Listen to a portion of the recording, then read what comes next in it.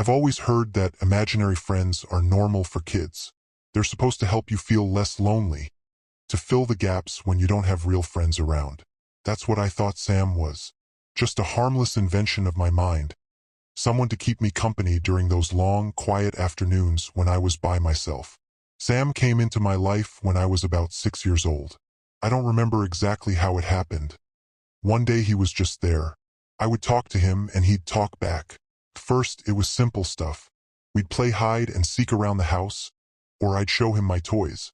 He always seemed to know where I was hiding, no matter how clever I thought I'd been.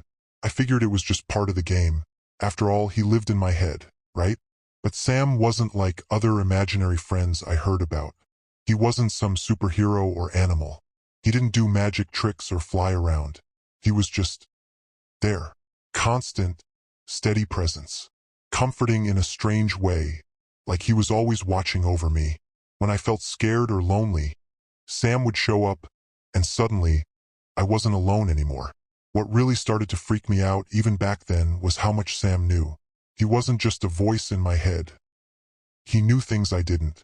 He'd tell me about parts of the house I'd never been to, like the small crawl space behind the attic or the old cellar door that was always locked.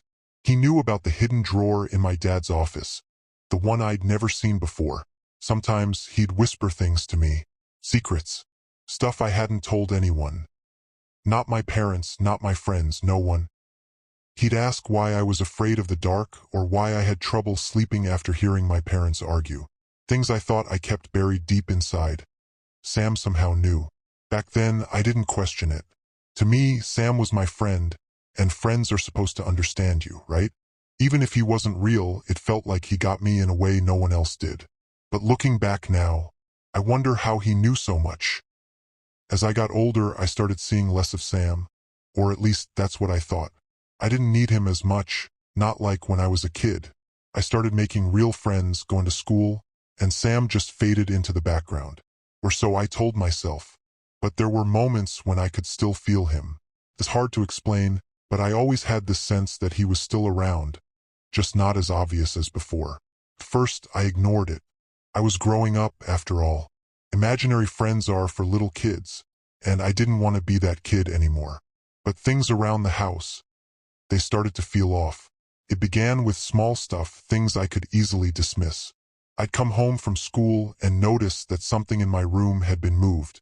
A book out of place, my toys rearranged. I figured my parents had cleaned up, but when I asked them, they just shrugged it off. They had no reason to touch my stuff. Then came the whispers. At first, I thought it was the wind or the house settling, but it was too clear, too deliberate. I'd be lying in bed, just on the edge of sleep, and I'd hear it, faint, almost like it was right next to me. "Come play," it would say, or sometimes just my name barely above a breath. I'd bolt upright, heart pounding, but the room was always empty, completely still. I wasn't the only one who felt it. My mom mentioned it casually one evening. She said she'd been feeling strange around the house lately, like someone was watching her. She laughed it off, called it a creepy old house thing. But after she said it, I couldn't shake the feeling that she wasn't entirely wrong. It wasn't just her either. My dad started complaining about the cold. He'd walk into a room and immediately say the temperature felt like it had dropped 10 degrees, even though the heat was on full blast. And the shadows, that's when I really started to worry. Sounds crazy, but I swear they moved. I'd be sitting in the living room watching TV, and out of the corner of my eye, I'd catch it, just a flicker, a ripple, like something had shifted when it shouldn't have. I'd glance up, heart racing, and everything would be normal. The shadows where they should be, but the feeling never left. I kept telling myself it was all in my head. Stress from school, teenage hormones, anything to explain the way the house had started to feel so wrong. But deep down, I knew better. Sam hadn't gone anywhere. He was still there, still watching, only now his presence felt different. He wasn't the comforting friend from my childhood anymore. He was something else entirely. I tried to ignore Sam. After everything that had started happening, I figured if I didn't acknowledge him, maybe he'd finally disappear for good. I stopped talking to him, stopped thinking about him. I pretended he never existed in the first place. But that was a mistake. Sam didn't like being ignored. Started small at first. Just little things to remind me he was still around. The lights in my room would flicker, even though there was no problem with the wiring. Every time I'd walk into a room, the air would get heavy, like I was walking through thick fog. Breathing became harder, like there was something pressing down on me, making the whole house feel suffocating. Then came the dreams. They weren't nightmares exactly, but they were enough to shake me. In them, Sam was always there. Sometimes as the same friendly figure I remembered, sometimes as a shadowy shape lurking just out of reach. He never spoke in the dreams, but I could feel him watching me, waiting for me to acknowledge him again. The dreams were so vivid that I'd wake up in a cold sweat, heart pounding, with the lingering sensation that Sam was still there, just beyond the edge of my consciousness. During the day, things only got worse. I'd be sitting at my desk, trying to focus on homework, and out of the corner of my eye, I'd see him, just for a split second, a figure standing in the hallway or sitting in the chair across the room. When I turned to look directly, he'd be gone, but the feeling of being watched never left. At first, I convinced myself it was my mind playing tricks on me. Stress, lack of sleep, anything to explain away the flickering glimpses of him. But it wasn't just in the corners of my vision anymore. Sometimes, I'd see him full on, standing at the foot of my bed in the middle of the night. His face, his once familiar, friendly face, was different now. Distorted, angry.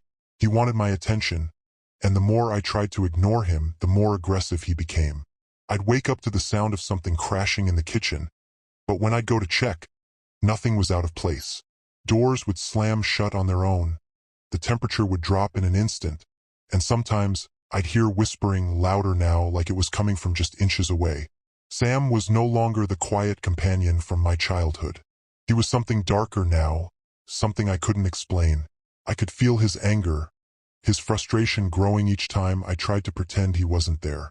And the worst part? I was starting to feel trapped, like there was no escape from him, no matter how much I wanted to leave it all behind. Ignoring him wasn't working. It was making everything worse. The night it all came to a head, I was barely asleep when I heard it. Sam's voice. Not just the whispers I'd been hearing for weeks, but a clear, audible voice, right by my ear.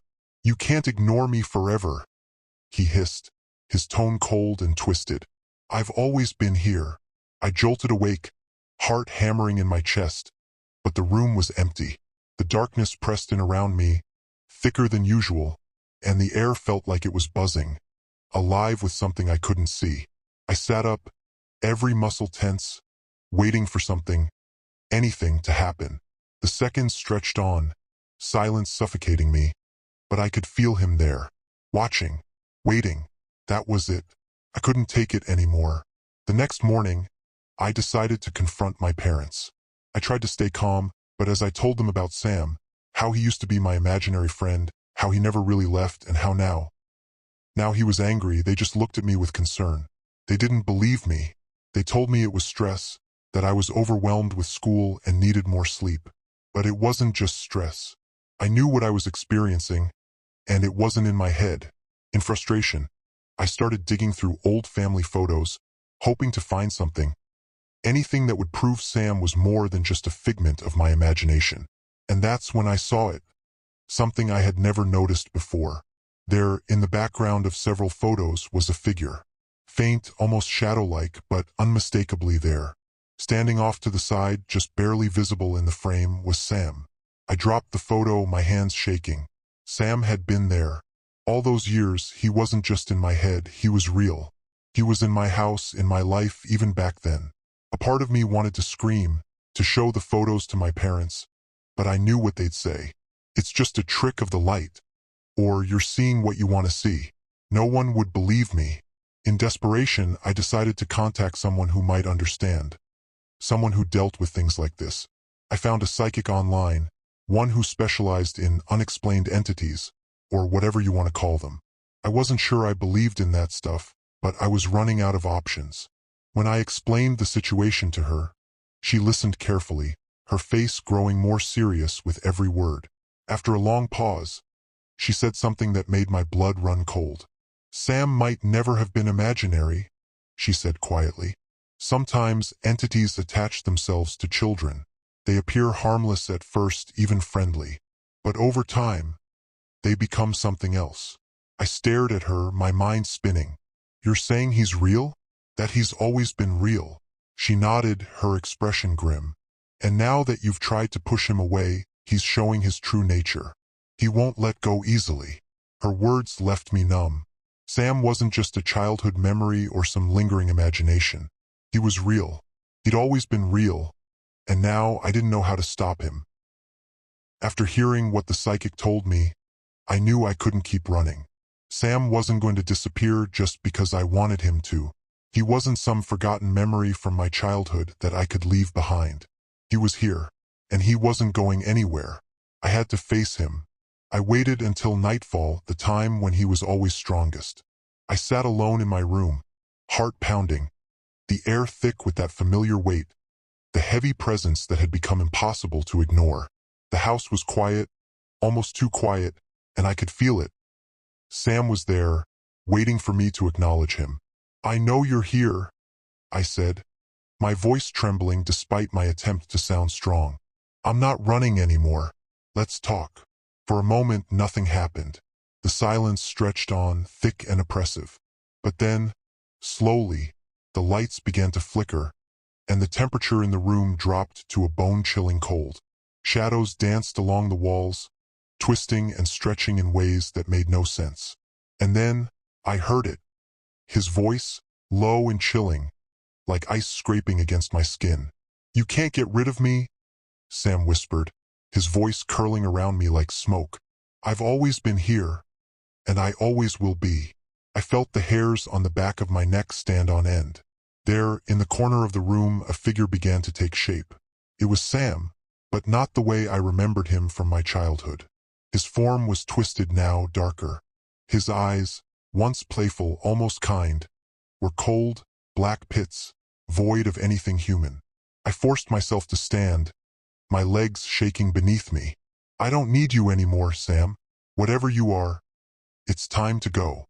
He laughed, a low, guttural sound that sent a shiver down my spine. "You needed me then. You need me now. You've always needed me." The walls around me seemed to close in, and I realized what he meant. Sam had always been there, not just as an imaginary friend, but as something more. Something that had fed off my loneliness, my fears, my darkest thoughts. He wasn't just attached to me, he was a part of me, and the more I had pushed him away, the stronger he had become.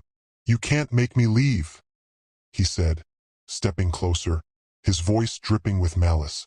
"I'm in every shadow, every whisper, every fear you've ever had. I was never imaginary, and I'm not going anywhere." I took a step back, my heart hammering in my chest, but I knew it was useless. Sam wasn't just some ghost or spirit. He was something far darker, something that had been woven into the fabric of my life from the beginning. I had never been alone. He had always been there, waiting in the dark corners of my mind, growing stronger with every moment of doubt, every second of fear. And now I was trapped, the cold wrapped around me, seeping into my bones, and I realized with a chilling certainty that Sam wasn't leaving. He never would. No matter how hard I tried to break free, he would always be there, lurking just beyond the edge of my vision, waiting for the moment when I was weakest. Because Sam wasn't just my childhood friend. He was something far worse, and he was here to stay.